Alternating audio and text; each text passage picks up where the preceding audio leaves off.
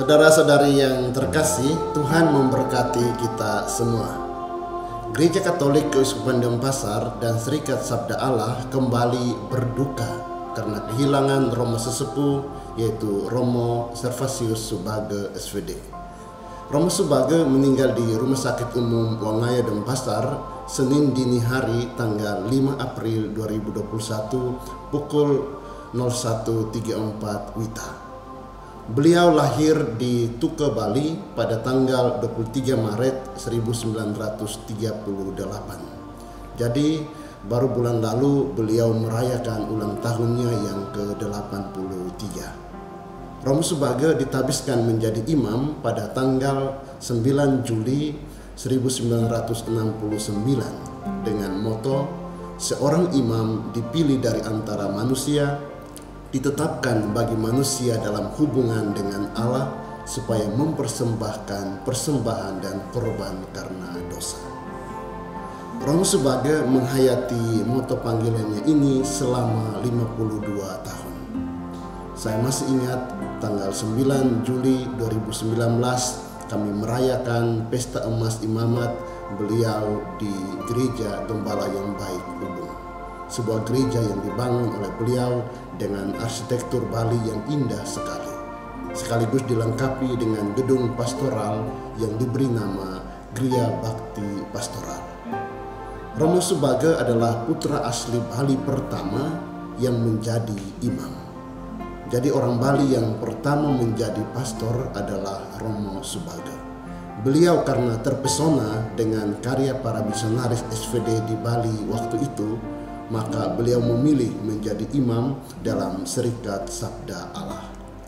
Meskipun Romo Subage adalah imam dalam Serikat Sabda Allah, akan tetapi hampir seluruh hidupnya sebagai imam dibaktikan di Keuskupan Denpasar. Beliau juga boleh dikatakan sebagai imam pertama yang membuka pintu atau membuka jalan bagi putra asli Bali lainnya untuk menjadi imam baik dalam Serikat Sabda Allah maupun imam diosesan Denpasar.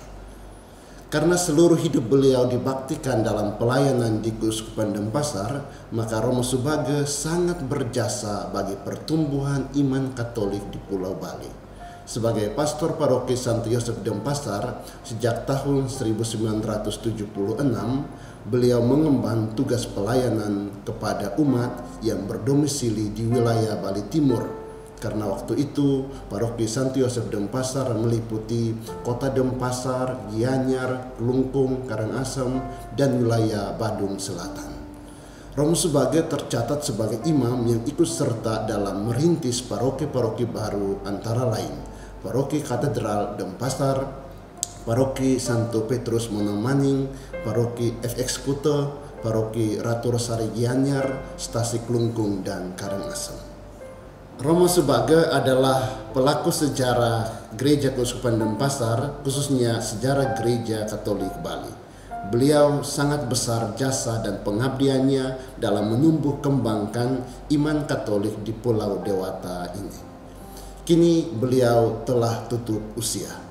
Beliau telah pergi. Beliau telah menyelesaikan tugas pelayanannya di dunia ini dan kini ia kembali kepada Allah Sang Pencipta. Romo Subage telah menyelesaikan tugasnya sebagai seorang gembala yang baik.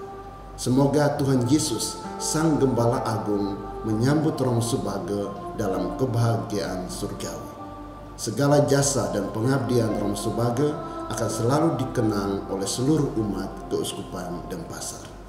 Sebagai bentuk penghormatan kepada almarhum, pagi tadi Selasa 6 April 2021, jenazah Romo Subage diberangkatkan dari Rumah Sakit Umum Wangaya Denpasar dengan rute Gereja Santo Yosef ke Pundung, Biara Soferdi, Jalan Kargo depan Citralen, rumah almarhum di Batu Lumbung, Gereja Tuke, dan selanjutnya menuju Palasari untuk dimakamkan. Kita menyaksikan begitu banyak umat yang menyayangi Romo Subage. Mereka menunggu di jalan untuk memberikan penghormatan kepada Romo Subage dengan menaburkan bunga dan mengucapkan selamat jalan kepada almarhum.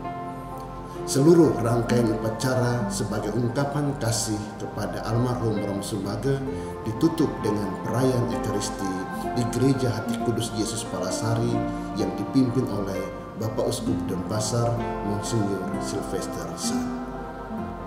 Saudara-saudari, marilah kita mengiringi kepergian Romo Sumbaga dengan doa-doa kita. Semoga beliau beristirahat dalam damai Tuhan dalam kehidupan kekal di surga. Selamat jalan Romo Sumbaga, selamat memasuki rumah Bapa di surga. Jadilah pendoa bagi seluruh umat Keuskupan Denpasar. Requiescat